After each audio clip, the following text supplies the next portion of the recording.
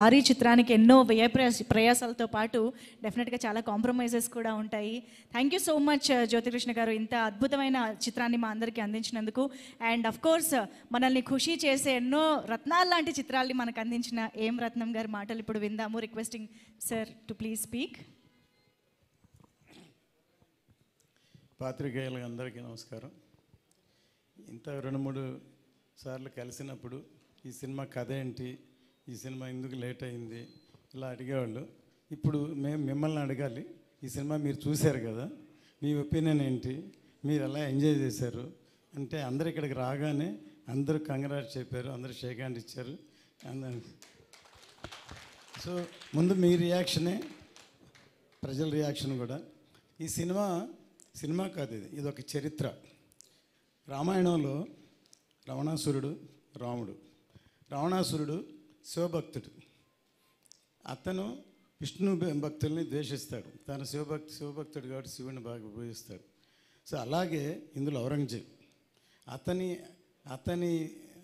మతాన్ని, అతని అల్లాని అంత డివోషన్గా ఉంటాడు, టోపీలు కుట్టుకుంటాడు, ఏదో ఇదిగా ఉంటాడు. కానీ ప్రపంచం అంతా మేమవ్వాలి, ప్రపంచం అంతా మాది అవ్వాలని ఒక క్యారెక్టర్.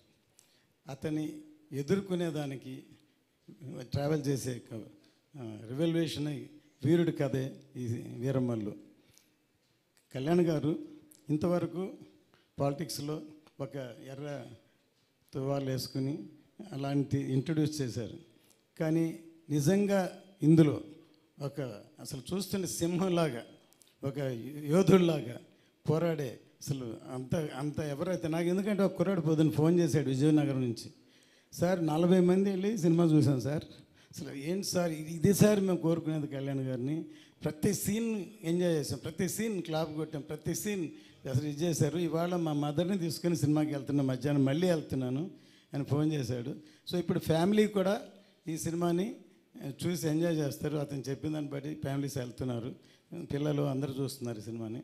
సో ఈ సినిమా ఇంకా పెద్ద హిట్ అవుతుందని రోజు రోజుకి.